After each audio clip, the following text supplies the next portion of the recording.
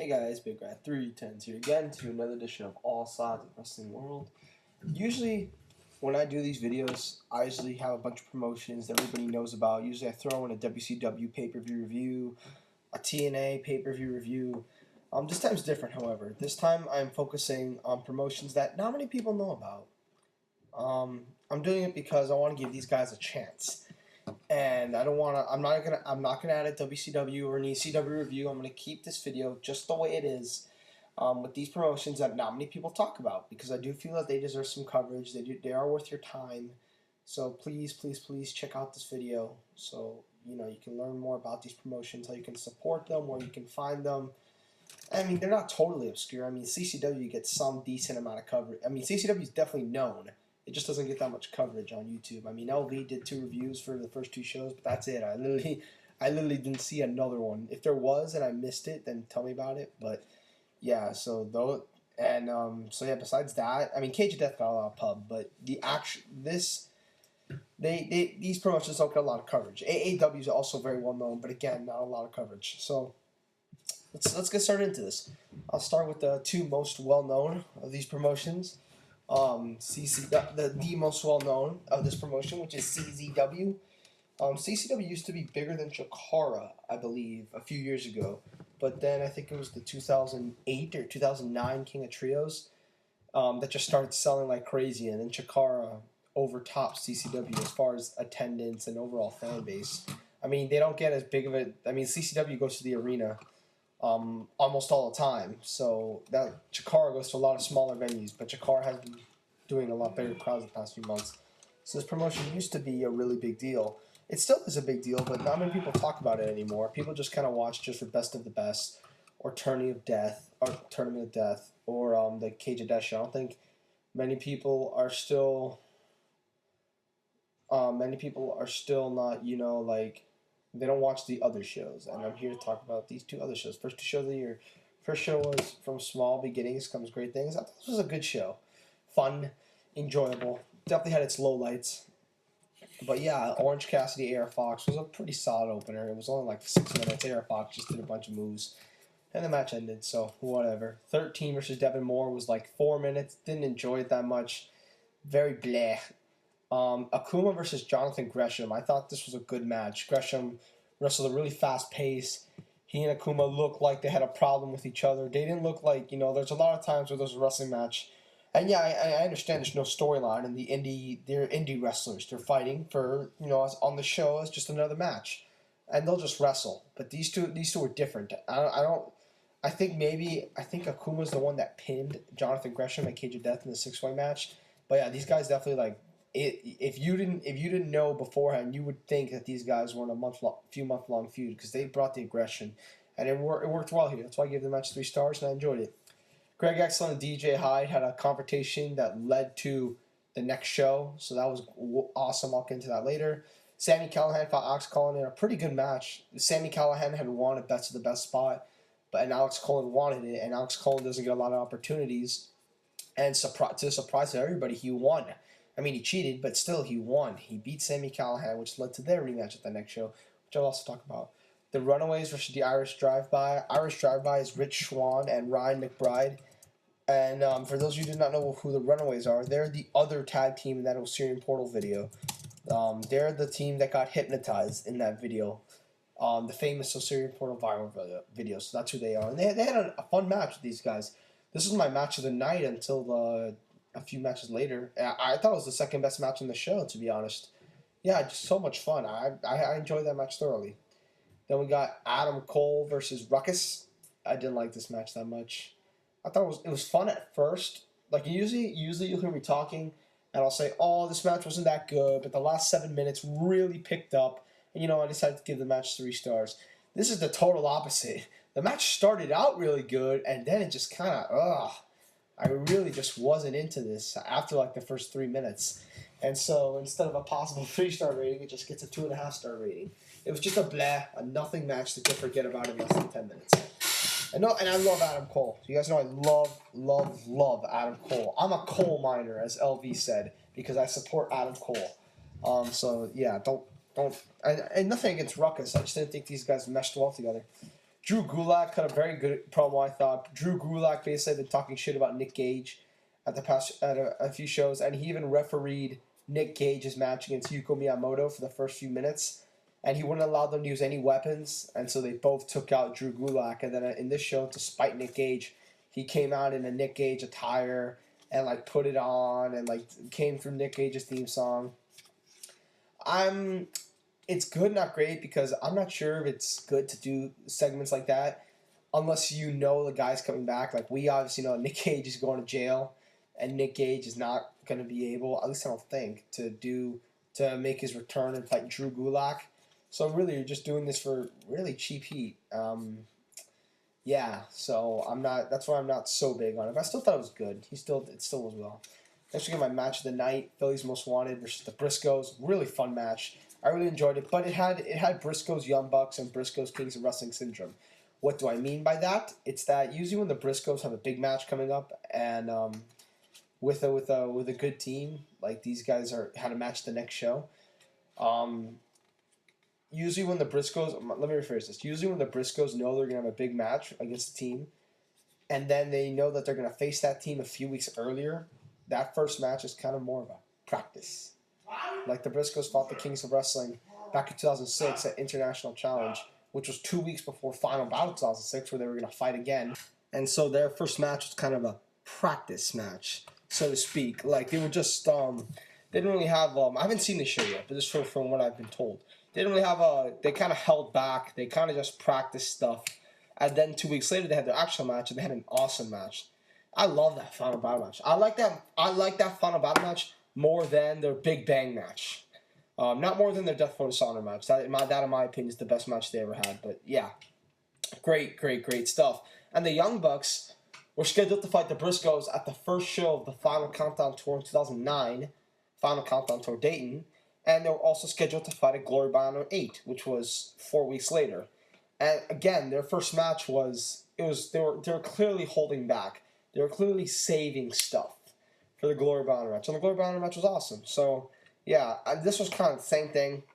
They were you kind of knew that they were saving stuff. They weren't going 100%, but still just enough for it to be a really good match. And in my opinion, the match of the night. So, yeah, I really enjoyed it. The ending, not big on endings like that, because I don't see them often in indie wrestling. But I knew that it was needed to set up the rematch. I'll get to that in the rematch, but we'll talk more about this. And see, a lot of these matches set up the next show. Then we got Jon Moxley versus Brodie Lee. Not a good main event. Oh, this was blah. These guys were just brawling. I mean, and this is the type of hardcore wrestling I don't like, where Brodie Lee put Jon Moxley through a glass plate. Then Brodie Lee got a table, put tacks on it, and Jon Moxley powerbombed him through the table to get the win. And they were brawling, and then they did those two spots. It was like they literally came out of nowhere. It's not like Nick Gage's hardcore matches where they build to the hardcore stuff. This stuff it's just like we're having this normal match, and fuck it, let's just throw in these two spots for no reason. That's the type of shit I hate. And the match was actually good. I thought they had a good wrestling match before they did those two spots. Those two spots I thought kind of took away from the match. And so because of that, I still thought it was alright. I still thought it was, watchable. I gave it 2 3/4 stars, which is still, average, alright. It could have been a lot better had it not been for the ending. I really did not like that at all. And the crowd didn't like it either. And the crowd was pissed, too. They were chanting, "We want refunds." They were chanting, "That's it." They were furious. So they didn't like this main event. So aside from it not being an aesthetically pleasing main event, the crowd didn't like it either.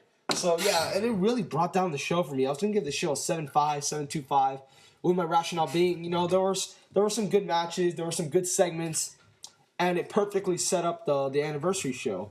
But I'm afraid I have to deduct points because of the main event, and so I'm only going to give the show a 7. It could have been much higher, though. I really thought that main event was lackluster. So there you go. It was still a good show. Would I recommend picking it up?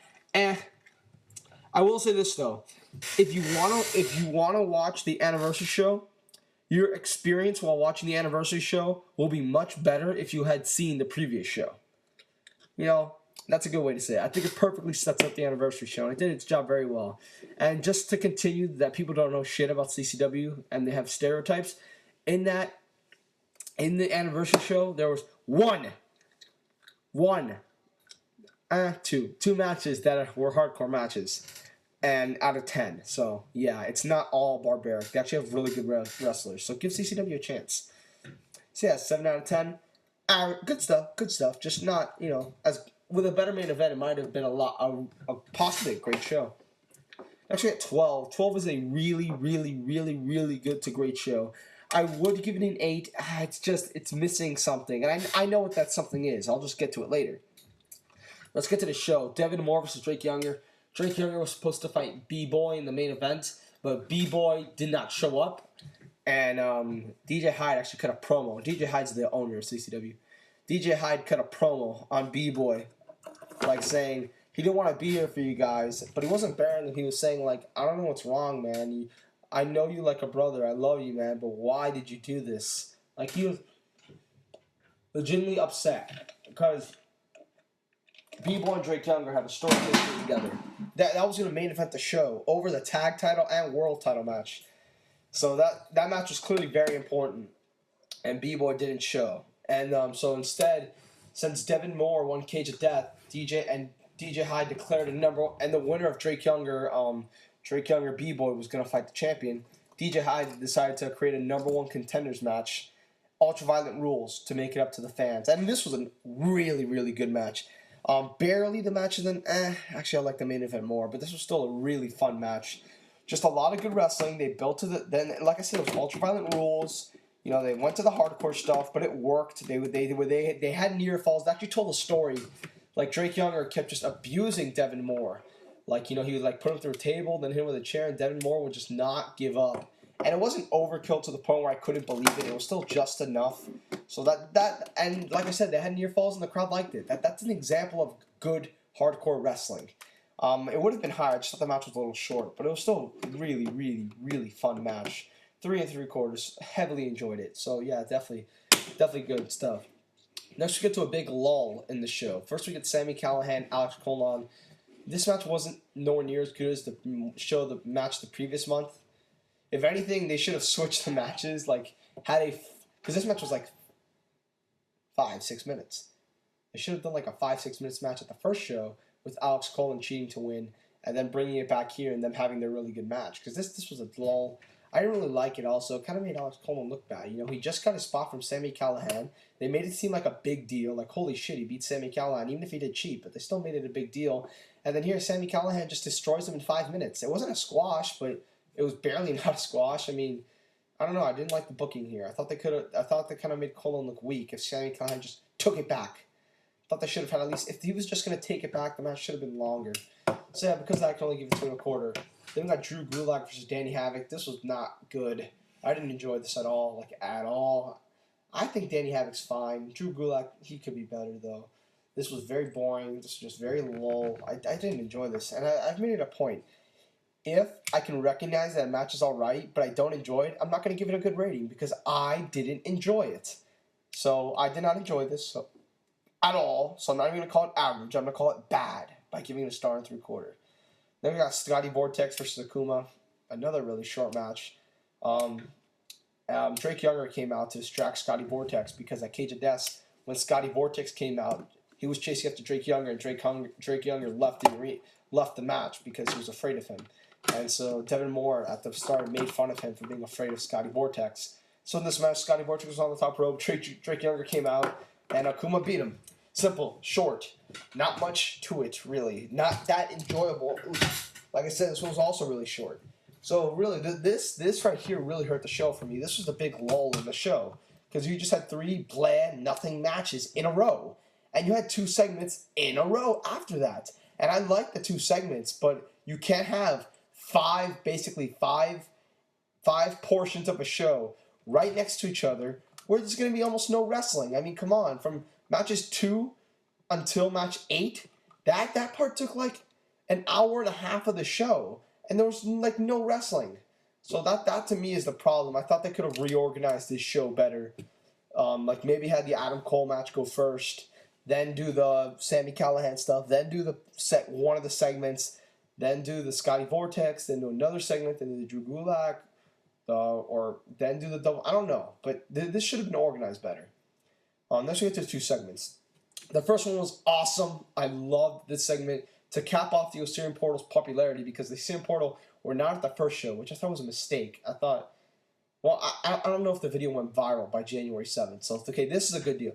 They basically they hypnotized everybody in this match, including the announcers, including Mia Yim, including the ring announcers. It was so awesome. And they did like this whole 5-minute skit that I do not want to ruin because I thought it was amazing. Like, amazing. And I love the finish because those who watch Chikara, the finish makes a lot of sense. The finish like worked really, really well. So yeah, I really had a lot of fun with this match. I really enjoyed it. And yeah, I can't really give it a rating, even though there was a finish. But yeah, awesome segment. Like literally this, it's like I was telling Trademark on Twitter. Like Trademark was saying how, yeah, Cole and Lawler is the best booked match, and it's a shame because that match is only going to be a segment. You should pay more attention to actual matches. Segments can sometimes be the best parts of shows. I mean, like, go to not TV shows, like actual pay-per-views. Sometimes a segment with no wrestling but had wrestling elements in it and further along a lot of stuff could be the best part of a show. I mean, I've seen pay-per-views with promos that I thought were better than all the matches. This match entertained me more than anything else on the show. I mean, and that's no discredit to anything on the show, but sometimes, I'm just saying, sometimes segments could hold more weight than a match can. And so I thought this was an awesome segment. I'm not going to treat it as if it was an awesome match because they're 2 different things. But yeah, I really enjoyed it. Just great stuff. Then we got DJ Hyde, Greg Excellent. This was good. I didn't really like the motive behind it though. Like Greg Excellent came out. He didn't want to wrestle. He wanted to just lie down and have DJ pin him. They had shoot arguments. And then DJ Hyde said, "You better fight me at the next show or else you're fired." I mean, like, it's fine, but kind of a waste of time, really. I mean, at the next show, they had an Ultraviolet Rules match. It wasn't a total waste of time, but still. Just have the match here. This is the anniversary show. This is the big show. Just have the match here. Don't have it at the next show. Yeah, and the shoot promo were really good, though. Like Greg Excellent, was legit. This was like a work shoot where Greg Excellent was like, how come we all got stuck at the airport and that bimbo bitch, like I think DJ Hyde's girlfriend, did not get stuck and she got a flight to Germany and we didn't. And then like they even talked about Eddie Kingston, just some serious stuff. So yeah, good. That part I liked. I just thought, like I said, they should have fought for one. And also, like I said, in the order that they've had so far, it's just a bad idea. So yeah, that was that. I still thought it was good though. Adam Cole, Pinky Sanchez, good match. A little disgusting in parts. I mean, some parts of it, some parts were too much for me. I mean, really. But it was still a really fun match, really entertaining, and a lot of good wrestling. But like I said, some of it just kind of didn't sit well with me. So that's probably why I'm not giving it as high a rating as I was going to. But it still was a really fun match. Next we got Jon Moxley versus Robert Anthony. This was good. The crowd didn't give a shit though. They really didn't like they were really silent during this match. And I don't really blame these guys. I've said so many times how I hate the Philly crowd. I just think that, they get everything, really. They get Chikara, CCW, Ring of Honor, everything. And they're dead crowds almost every single time. So, Dragon Gate. So, I think they're kind of spoiled in a way. And I also think that, some people have tried to make excuses, but literally every single time I see them, there's always 1 or 2 matches that the crowd is just dead. And this was one of them. The crowd was not into any of the near falls. They weren't into Robert Anthony possibly winning the title. It didn't work that well. The match was still really good. I wasn't bored by it because of the dead crowd, but the dead crowd just kind of hurt it for me. I was just like, man, these guys are working so hard and there's no crowd to support it. I gave it 3 1/4. I did really enjoy it. I just thought, like I said, the crowd really did hurt the match. It's not even that dead crowds hurt the match because they don't get you excited for the match. For me, dead crowds hurt the match because it just feels like, these guys, it doesn't seem like their stuff is gelling well. It doesn't seem like their stuff is believable. The crowd's not getting into it. You know, the crowd, these types of dead crowds hurt me. So yeah, this could have been better. This could have been really, really good. Instead, I just gave it a pretty good rating, 3 1/4. Then we get the main event, no DQ, no countout, Briscoes, Philly's Most Wanted. This was really, really good. I so badly want to give this 4 stars, but I just can't. I want to, but I can't. I just thought it went too short. It only went 14 minutes, which I thought was ridiculous if you consider the amount of time that was devoted to no wrestling. But in those 14 minutes, they did a lot. They brawled in the crowd. Philly's Most Wanted took advantage of the Briscoes. They were beating up the Briscoes, hit them with chairs, hit them with tables. And the Briscoes made a great comeback, and the crowd was really into it. And the finish was awesome. And it wasn't even that. I couldn't believe that they did it. Basically, they set up a barbed wire table at the outside. One of the wrestlers, I will not say who, threw the other wrestler from the ring into the barbed wire table. And the crowd exploded, and they chanted, "Holy shit." And I was like, oh, man, he's going to bring him in the ring. He's going to pin him, and the guy's going to kick out at 2. The crowd will never pop as loud. It just won't be the same. But no. He brought him in the ring, and the ref counted 1, 2, 3. I could not believe that a hardcore match actually ended when it peaked. Like, I was shocked. I was like, holy shit. And, like, I mean, it seems so simple, and it's like, it's something you should do.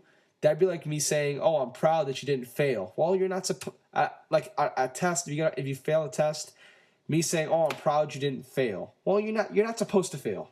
You're not supposed to end a match not at its peak. I shouldn't reward you for being competent, but I am, because I rarely see it nowadays. And it was just really, really, I was just shocked by it. And the crowd liked it. And so, yeah, I just really enjoyed this match. I gave it 3 3/4. I would give it 4. I just thought I needed a little more. Like I said, it was really short. As the 2 best matches on the show weren't even the 2 longest. I believe Adam Cole and Pinky Sanchez and Jon Moxley, Robert Anthony got more time than both those matches. And both those matches got the crowd. Like, for instance, part of the reason why I don't fully blame the crowd, and I do kind of partially blame Moxley and Anthony, was that the main event, the crowd was into it. The crowd was really into that match. So, Moxley match. So, yeah, 7.75. I would give it an 8, but like I said, the straight, like, hour and a half of very little wrestling. But there's some good stuff. 2 really great matches. Really good, almost great. 2 really good other title matches. There's a lot of fun stuff. It's a fun show. Really fun show to sit through. I give it a 7.75. Would I necessarily recommend it? Yeah. It's really entertaining. It's really, really, really entertaining. Yeah, like I said, there's very little wrestling at one point, but it's still really entertaining. So, yeah, I've rambled on really long about this show. It was still a really, really good show, and that's CCW for you. It's not all hardcore stuff. They have really good talent. On the first show, from Small Beginnings, Some Great Things, the only hardcore stuff on the entire show was freaking those 2 spots in the main event. That was it. Everything else was a normal match. So, yeah, definitely give CCW a chance. They're not the stereotype that people make them out to be.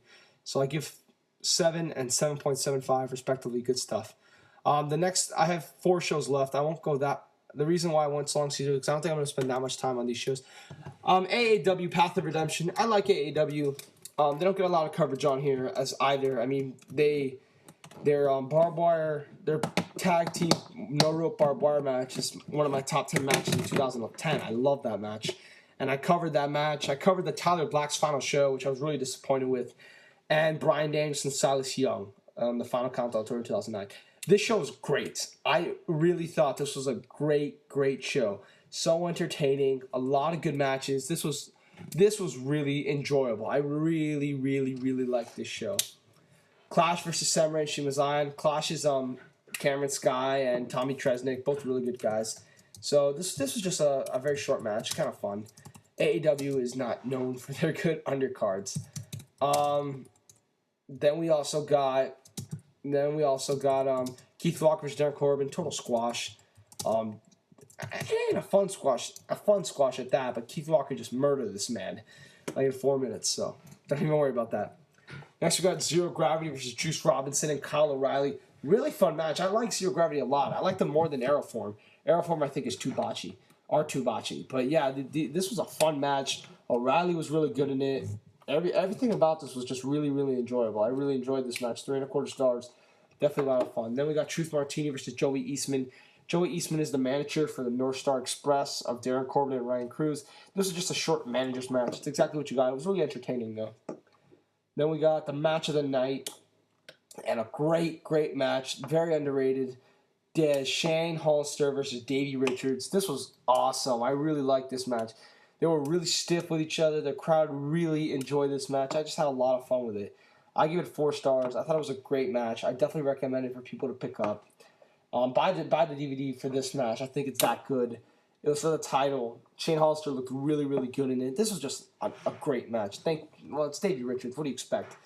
So yeah, this wasn't even one of the reasons why I bought the show. I bought the show, believe it or not, for the main event. But that was still a great match. So yeah, definitely check out the show for the match. And it really made the show be great. Mason Beck versus Jesse Emerson. This was also a 4-minute match. But this match did put Mason Beck over. And this is important. This match did put Mason Beck over. And it made Mason Beck feel like a big deal. It made Mason Beck feel like... Because Silas Young had been champion for a year by this point. And Mason Young was cutting promos saying he wanted to dethrone Silas and become the next champion. He was gonna, and then they said in between one of the matches that that Mason Beck would be getting the next title shot against Silas Young, which is important. Then we got Mischief Crotch and Marion Fontaine versus Dustin Diamond in the Awesome Threesome. Dustin Diamond saying he wanted an open challenge at this show. It was answered by Mischief. He didn't want to fight Mischief. And so he had 2 people beat Mischief up, and then Crotch and Marion Fontaine helped them, and then they decided to turn it into a 6-man tag. It was one of the main draws of the show, actually, and this was a really good match. I just really enjoyed everything about it. So entertaining. They had heat. They told a great storyline with Dustin Diamond not wanting to fight Mischief. Just everything about this was great. I don't want to ruin too much of it. 3.5 stars, really enjoyable. Then we got Irish Airborne versus Jimmy Jacobs and Dan Lawrence in a cage match. I didn't know much about this feud, but the cage match was still really nice. You know, it wasn't too long. They didn't do too many things, but it was still fun. I really enjoyed it. I gave it 3 3/4. Definitely a really good match. Second best match on the show. A really good steel cage match. I like Irish Airborne. I like Jimmy Jacobs. I like Dan Lawrence too. So good stuff. 3 3/4. Definitely a really good match. Then we got Silas Young versus Raven, which was also a cage match. It wasn't booked to be one, but Silas Young, after that match, beat up Jimmy Jacobs and Dan Lawrence. He went in and he started pounding on them. And then Raven came out through Irish Airborne, and he just locked the doors, and he decided that he and Silas Young would have a cage match. And it was a good match. Like, it's Raven. You're not going to get much. But Silas Young carried him to a decent match. And the reason why it gets 3 stars is because of the ending. I thought this was one of the best endings I've seen on an indie show in a long time. Here's what happened. So the referee got knocked out.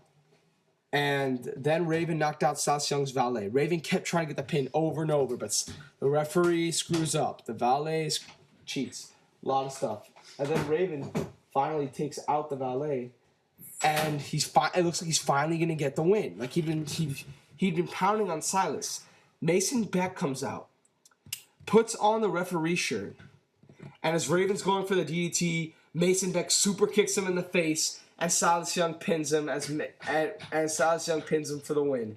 That was great because earlier in the show they made it seem like Mason Beck would be the guy to dethrone Silas Young. So this was a total swerve. Like I literally did not expect this at all. I expected Silas Young will win by cheating, and then it'll be Silas Young, Mason Beck at the next show. They were building Mason Beck up. He had no relations to Silas. They were just building him up as the next guy to challenge him. And then he turns on Silas. And he helps Silas. And Silas, after the win, is like pointing to his head like he's a smart guy. He had the guy in his pocket. And everyone was saying, the announcers were saying how Mason Beck sold out to Silas. And obviously you could tell Silas viewed him as a threat and then somehow convinced him to join his side or paid him or something. And yeah, I really like this ending. Like a lot. They built Silas Mason Beck throughout the show as being a big deal. So that's why this ending just came off really well for me. So yeah, good match. It wasn't much before then. I mean, it's Raven, but they told a good story. The wrestling just wasn't that hot.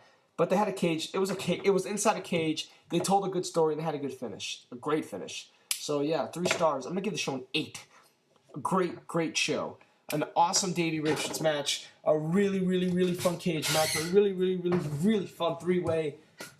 A six man, a good tag match, some fun squashes, and overall, I would say a good main event, even with the finish in mind. So yeah, good stuff. I gave this an 8 out of 10. Great show. Recommended by me. Pick it up on Smart Mark Video right now for $15. Or you can wait till the next sale and get it for like $12, $10. Yeah, definitely a great show. I really enjoyed this.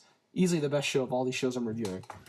So, yeah, just that give AEW a chance. Actually, no.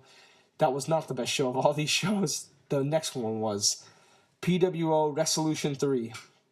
This show was great and easily the best one. Okay, not easily. Path of Redemption was great too, but this show felt like a mainstream promotion. They had a pretty good arena. They wrestled in an outside arena. In certain shots, it looked like they had a really good crowd. They only had like a 1,200, which is still awesome. But in some parts, you could see how the bleachers were empty. But in the main parts, it looked like they had an amazing crowd. And for each match, there was a video package to explain what the fuck was going on. I could understand all the feuds going into each and every single match. And it helped the show a lot. So first we got the Gambino family and Nick Valentino versus the Ninja Elite Squad. Good match. Fun. Fast pace. Fun crowd. Everything you want in a match. And an opener. Good match. Then we got Dr. Monstrous versus Ben Fruth. They explained this match very well. They explained how Ben Fruth is a kind of scrawny, geeky person who's a part of the Sons of Michigan, which is a stable of two really big buff guys. And he had to prove himself. And Doc Monstrous, who's Portia Perez in her mask, who was upset with the lack of competition, so she put on a mask. And yeah, it was a squash. It wasn't even a squash. It was just like a no match. Like Monstrous beat him in seconds. And so yeah, just that it was everything. It was enjoyable. They explained the feud enough to where I could tolerate it. Then we got Benjamin Boone versus Omega Aaron Draven. Ben Fruth was in Benjamin Boone's corner, and yeah, it was just a fine match. Aaron Draven's really fast paced. Ben Boone's kind of sloppy, but he's really big and he's got a good style. I enjoy his matches, so that was good. And Ben Fruth, I don't want to ruin too much, but it was fine. Next, we got Raven versus Jason Bane. They built this match a lot. There were several video packages for this. Jason Bane's this big badass, and there's this manager, I forget his name though, who I saw the show a while ago, who was trying to take out Jason Bane, and he kept hiring people to try to take him out, and no one would do it. So finally he hired Raven, and he knew that Raven was the sickest motherfucker in the world, and these guys were going to go at it. So they had a match. It was basically a brawl. It was like 10 minutes long, and I like the finish, because they explained, like I said, they explained the feud well enough to where I understood everything, and to where, like, when the finish happened, I enjoyed it for what it was. So this was a good match, another good Raven match, which proves that even though the guy may not be in the ring what he once was, I mean, he never was that great, but he was still, even though he isn't as good as what he once was, the man can still tell a story like no other.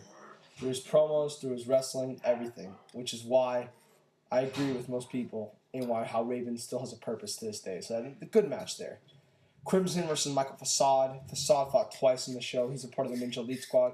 Crimson was going to fight Michael Facade's mentor.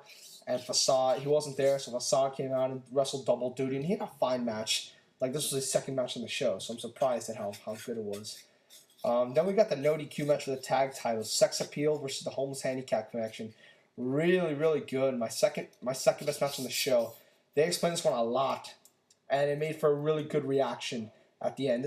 I so enjoyed this. Everything about it. To when Hobo Joe and one of the members of the Sex Appeal formed a tag team, and then the Sex Appeal ditched him.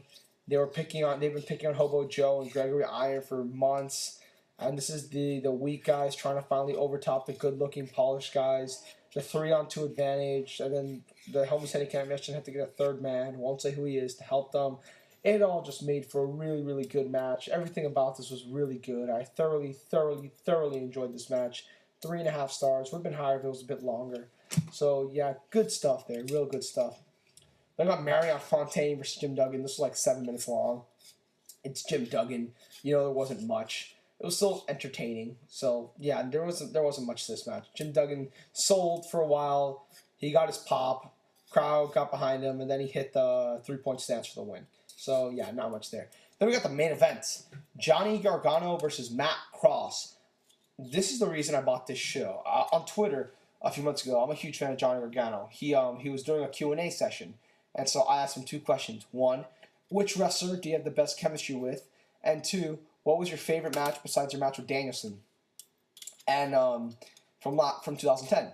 And Johnny Gargano said he thought he and Frightmare had some great chemistry together. And then he said his match with Matt Cross from this show. Now, I'd seen the finish to this match before. Instant Classic 8 showed it to me on Skype one time because it was a really sick finish. Really good finish. And so I knew the finish, but I still wanted to see the match. They explained this very well. This had been building all the way since the PWO 2 Resolution 2 from the year before, where Gargano won the title, to Matt Cross winning his title shot, and Johnny Gargano keep pushing him to the side, to someone attacking a bunch of. Johnny Gargano had recently turned face, and he was like Steve Corino. He was trying to convince the guys that he was good, and then someone was attacking all the wrestlers in the backstage, and everybody thought it was Johnny Gargano. And he was shunned from the locker room, and then it was revealed it was Matt Cross. Everything about this the build to this was really good, and they had a nice, great match, just a brawl into the crowd with a bunch of great spots from utilizing the bleachers, utilizing the rafters, everything. They were in the ring. They had a bunch of great spots. They had a good table spot. Just a great match, and the finish was awesome. The crowd was really into it. I love this match. Easily a 4-star match in my opinion. Definitely. I would say this is the best match on every single show I'm reviewing. And so, yeah, awesome stuff. I'm going to give the show an 8. Like I said, they have a great main event, a really, really good tag match, a good Ravens Rules match, and a good opener, and just a lot of fun. Like I said, they explain the meanings behind every single match. So every single match felt important. Every single match felt like a big deal. So even though the wrestling quality wasn't that high, I still easily have to give the show an 8. The feel of the show was just so good, and like I said, this is a promotion I never heard of. I'd never seen before. And they got me to care about every single match in the card. So yeah, definitely an 8 out of 10. Great show. It's also really easy to sit through, and it's a lot of fun. Definitely check out PWO. They have a great product. I'm gonna try to check out more from them in the future. They are a good company, and I do highly recommend them. I like the Midwest. From AIW, AAW, PWO, they put on some good stuff. This promotion is very similar to AIW, so if you like them, you'll like these guys. A lot of the same talent. So 8 out of 10. Great show. And that, my friends, was the best of indie wrestling, of no-name indie promotions. AAW, PWO, CCW. We saw some good shows. Now we'll get to some crap. And I mean crap. But first, before we get to crap, let's get to, alright, Northeast Wrestling's Brass City Brawl. This is a pretty well-known indie. It's the best drawing indie promotion in the country, I believe. They get like 1,200 fans per show. They really know how to draw people to their shows. This show was fine. There's some stuff I liked, stuff I didn't like. The opener was fun. It was really short, really entertaining. Cedric Alexander is really, really good. So yeah, 3 1/4. Just got the crowd into it. Second best match in the show. Next we got Joey Brico versus Eddie Latham. They were just having. It was like for those who remember. What's the best example? Rich Swann versus Rex Reed, or Scott Reed from Enter the Dragon. They were having a match, like a 2-minute, 3-minute match, and then a big monster just came and destroyed them. These guys were having a match, and then Ron Zombie came out and destroyed him and built up the Tommy Dreamer match, so I can't really give it a rating. Next we got Chris Battle and Caleb Conley versus Ryan McBride and Vin the Chin. I'd never seen this before. This was very short, a basic match. They were working over one of the guys, I believe Ryan McBride, or Vin the Chin. They were working over one of them. They were working over Vin the Chin. They're working over Ryan McBride.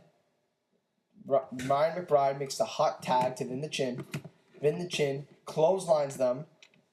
Clotheslines Chris Battle and Caleb Conley. And then Ryan McBride hits a 450 for the win. It was like, holy shit. Like, they went to the hot tag and then immediately to the finish. They did not build upon the hot tag that much. I'm not saying it's bad. I'd never seen it before. But yeah, the match was only like 5 minutes long. I can't give it that much of a rating. I thought it was all right, 2 1/4. Carlito versus Robbie. This was enjoyable. Could have been. I thought it would be a little better, but still enjoyable. Carlito got some nice pops from the crowd. It was what you'd expect. Tommy Drew versus Ron Zombie again. This was a total garbage brawl. They were just hitting each other with a bunch of weapons. They didn't build to it, and they didn't even go for near falls. But the fans were just really into it. Really into the point where I did enjoy it. I just thought it was very aesthetically unpleasing, but the fans were really into it, so I decided to give it 3 stars. Like I made in my example earlier. I talked about this match a little bit in my psychology video. This was a fun match. I'm not gonna say, it was fun. It was definitely a spot fest, so to speak, but it was still fun. I enjoyed it, and it got Ron Zombie over. So yeah, good stuff. Actually, got Officer Mike Tripp and Matt Taven versus Bull Dread and Brian Anthony. This was all right. Not much to it. Also kind of short. Moving on. Mickey James versus Mia Yim. The worst match of the night. Yeah, this was not that good. They exchanged wrist locks and headlocks. I think they did a few drop kicks, and then I think Mickey James won. It wasn't that good. I gave it to him. There was some all right stuff towards the finish, but it was also kind of short. See, Mickey James was supposed to fight Awesome Kong. Well, I do feel that match wouldn't have been much better because Awesome Kong doesn't perform that well on indies. Hell, she doesn't perform that well in Ring of Honor or Chikara. How the hell would she perform in promotions like NEW? But I still really wanted to see that match because it's an attraction. It's something we hadn't seen before. So that's why I kind of hurt the show. And then we got the main event, Bryan Danielson versus Shelton Benjamin. Kind of disappointing, really short. I thought this would be a lot better than what it was. I still thought it was I would say really good. It just could have been a lot better. I thought this would be a great match, or at least a really, really, really good match. It wasn't. It was barely 3.5. I gave it 3.25 originally. So yeah, the show I'd have to give it 6.5. There's just not much to it. I mean, there's a good opener. There's a good main event. There's a good hardcore total squash. There's some fun stuff here and there. I will admit the matches are fun. Like the crowd's into it, but there's very little wrestling on this show, and a lot of it's kind of bland. I said it was fun. I'm not gonna say it's boring, but it's just like there's like very little like personality into much of these matches. Not to the characters, to the matches. It's fun. How do I say this? The matches were fun, but they weren't really indistinguishable. You could have fun with any type of match of that sort. I give it a 6.5. You know, there's just not much to it. I'm not saying it's bad. I just thought this could have been better. I thought this should have been better. But yeah, it's still good stuff. Wouldn't really recommend it though. Then we got the ECW Super 8 tournament. Okay, this show used to be a big deal. Like back in 99, 98, 2000, 2001, 2002, this show used to be a big, big deal. It used to be the biggest tournament in wrestling, I think besides King of the Indies. Now it's kind of fallen. The crowds aren't very good. They don't have that much talent. The one this year, the show this year, which is coming in April 28th, which I've already ordered. It's going to be on Go Fight Live. The talent on that show is amazing. Like Austin Aries, Adam Cole, Sami Callihan. I forget I'll look it up right now, I guess. But yeah, the list of wrestlers that are going to appear on that show sounds awesome. That's why I'm ordering the show. But I wanted to get this show. I've wanted to get the show for over a year now. This is my I got this from RF Video. I don't want to talk about it. I already got a lot of heat about it on Twitter. But yeah, I got it on RF Video. And actually, hold on. Let me quickly tell you.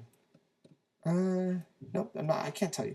I got this off RF Video just to see this show because I really wanted to see this show. Because I really want to see what the tournament was all about. I want to see how it was doing these days. Ladies and gentlemen, this show is awful. I am sorry. I'm not holding any punches on this one. Usually I like to, I usually calm down. I'm just like, okay, don't be such a dick. What if these wrestlers are watching your videos or referees? I'm sorry. I did not enjoy the show. By the way, the wrestlers for the Super 8, Tommaso Ciampa, Sami Callihan, Adam Cole, Rich Swann, Austin Aries, Shima Zion, Shockwave, and Bobby Shields. Good cast there. So I'm sorry. I'm not holding any punch in this one. I did not enjoy. The only person I enjoyed in the show was Nick Dinsmore and the main event. That's it. Every other first round match was very bland, like matches 2 through 4. Just bland, just boring. There's just not much to it. They just exchange holds. The crowd wasn't good at all. It's just boring.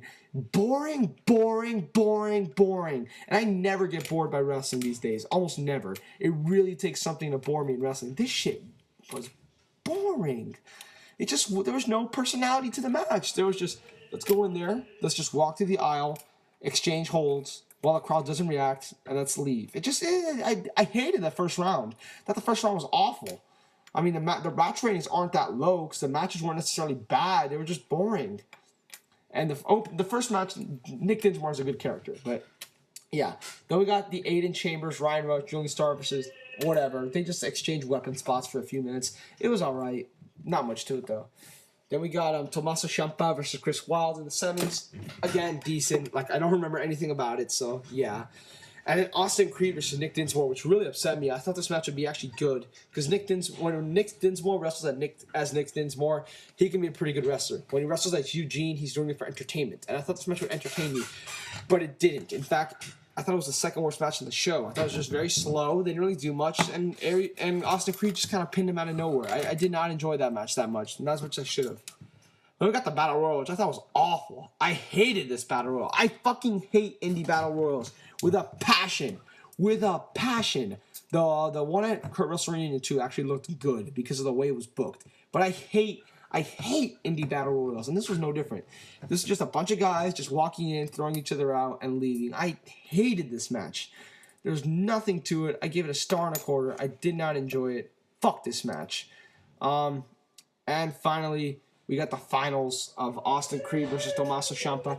This was good. Like I said, good match. Good pace, good near falls. This was good. 3.25, which saves the show from being horrible. I'm just gonna give it a 4.5. I'm sorry. I really didn't enjoy anything on the show besides the main event. Nick Dinsmore, I guess in the opener was kind of funny, but everything else was just so pointless and boring. It was the exact opposite of Resolution, a promotion that I had never heard of. They got me excited for every single match. They told me the importance of every single match. This wasn't really it. I understand it's a tournament, but still, you should have done something to get me pumped for it. It didn't. I thought the crowd sucked. I thought the presentation was awful. And like I said, the matches are just boring. Don't buy the show. Stay away from it. I regret purchasing it. Like I said, I thought the main event was good, but I really did not enjoy the show. Now, I did order this year's only because, like I said, it has a good Austin Harries, Rich Swann, Adam Cole, Sami, Callihan, Tommaso Ciampa, and Shima Zion are some of my favorite wrestlers today. So that's why I ordered it this year. You can get it on GoFi Live. I'll put the link in the description box. But do not buy last year's. I thought this tournament was horrible. Probably the worst indie show I've ever seen in my life. Now, granted, I haven't seen a lot of C-show indie shows. I've kind of only seen Ring of Honor, PWG, Chikara, Dragon Gate, CCW, the usuals. But from what I've seen, this is the worst indie show I've ever seen in my life. Do not buy that, all right? So, yeah, there we go. That's all my videos. I don't want really long. Had a lot to say. Had a lot of videos to cover. Give AAW, PWO, and CCW a chance. They deserve your money. And, you know what, Northeast Wrestling, probably too. And this year's ECWA Super Tournament. After that, no. So, yeah, that's it for me. I guess I'm done. Big Red 310. It took me like fucking 2 hours to make this video. I had to pause it every few seconds because someone kept coming into my room. But yeah, I'm out. I'm tired. See ya. Awkward silence before I turn off the video.